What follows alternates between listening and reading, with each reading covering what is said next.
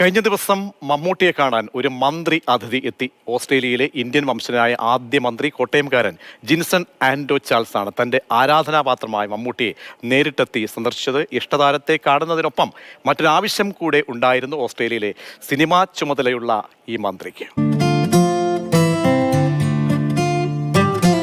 മന്ത്രിയായ ശേഷം ആദ്യമായാണ് ജിൻസൺ ആൻഡോ ചാൾസ് നാട്ടിലെത്തിയത്.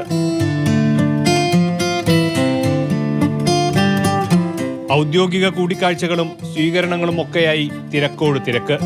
എത്ര വലിയ തിരക്കായാലും നാട്ടിൽ വന്നിട്ട് മമ്മൂക്കയെ കാണാതെ എങ്ങനെ മടങ്ങും? സിനിമ കണ്ടു തുടങ്ങിയ നാൾ മുതലേ മനസ്സിൽ കയറിക്കൂടിയതാണ് മമ്മൂക്കയോടുള്ള ആരാധനയും. ഓസ്ട്രേലിയയിലേക്കുള്ള മടക്കയാത്രയിൽ മമ്മൂക്കയെ കൊച്ചിയിലെ പുതിയ സിനിമയുടെ ലൊക്കേഷനിലെത്തി കണ്ടു ജിൻസൺ. ഒപ്പം നിന്നവരോട് നമ്മുടെ ഫാൻസിന്റെ പഴയ ആളാണെന്ന് മമ്മൂക്ക പരിചയപ്പെടുത്തിയതോടെ സ്നേഹപൂർവ്വം ഇപ്പോഴുമെന്ന് തിരുത്തി ആരാധക മന്ത്രി. ബന്ധം പുതുക്കുന്നതിന് പുറമെ മറ്റൊരു ലക്ഷ്യം കൂടെ ഉണ്ടായിരുന്നു ജിൻസന്റെ സന്ദർശനത്തിൽ: മമ്മൂക്കയെ ഓസ്ട്രേലിയൻ സന്ദർശനത്തിന് ക്ഷണിക്കുക.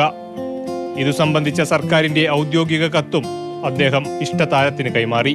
മമ്മൂക്കയെ വന്ന് കാണുവാനും മമ്മൂക്കയെ അങ്ങോട്ട് നോർത്തേൺ ടെറിട്ടറിയിലോട്ട് ഇൻവൈറ്റ് ചെയ്യാനും വേണ്ടിയിട്ടാണ് ഞാനിവിടെ എത്തിയിരുന്നത്.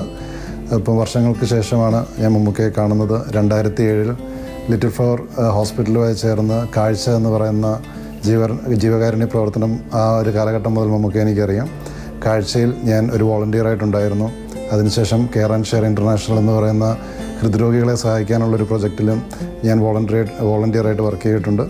പിന്നീട് ഈയിടയ്ക്ക് ഞാനാണെങ്കിൽ ഫാമിലി കണക്ട് എന്ന് പറയുന്ന വിദേശത്തുള്ള ആളുകളുടെ പേരൻസിനെ ഹോസ്പിറ്റലിൽ സഹായിക്കുന്നതിന് വേണ്ടിയിട്ടുള്ളൊരു പ്രൊജക്റ്റാണത്. ആ ഒരു പ്രൊജക്റ്റിലും ഭാഗമാകാൻ എനിക്ക് കഴിഞ്ഞു. കേരളത്തിൽ നിന്ന് ഓസ്ട്രേലിയയിലേക്ക് പോകുന്നവർക്ക് പ്രയോജനകരമാകുന്ന നേരിട്ടുള്ള വിമാന സർവീസ് കാര്യത്തിൽ സർക്കാർ ഇടപെടൽ സാധ്യമാകുമോ എന്നത് ഉൾപ്പെടെയുള്ള വിഷയങ്ങളും കൂടിക്കാഴ്ചയിൽ ചർച്ചയായി. 2007 മുതൽ മമ്മൂട്ടി ചെയ്തു വരുന്ന വിവിധ ജീവകാരുണ്യ പദ്ധതികളുടെ ഭാഗമായിരുന്നു പാലാ സ്വദേശിയായിട്ടുള്ള ജിൻസൺ ആൻഡോ ചാൾസ്. വിദേശത്തേക്ക് പോയപ്പോഴും സാധ്യമാകുന്ന തരത്തിൽ അത് തുടർന്നു. ഓസ്ട്രേലിയയിലെ ലിബറൽ പാർട്ടിയെ പ്രതിനിധീകരിച്ചാണ് ജിൻസൺ മന്ത്രിസഭയിലേക്ക് എത്തുന്നത്. വിദ്യാഭ്യാസ യോഗ്യതയ്ക്കും ഔദ്യോഗിക നേട്ടങ്ങൾക്കുമൊപ്പം മലയാളി സമൂഹത്തിനായി നടത്തിയ പ്രവർത്തനങ്ങളും ജിൻസന്റെ സ്ഥാനാർത്ഥി നിർണയത്തിൽ പാർട്ടിയെ സ്വാധീനിച്ചു. ക്ഷണം സ്വീകരിച്ച് മമ്മൂക്ക ഓസ്ട്രേലിയയിലേക്ക് എത്തുമെന്ന പ്രതീക്ഷയിലാണ് ആരാധക മന്ത്രി. മാതൃഭൂമി ന്യൂസ്, കൊച്ചി.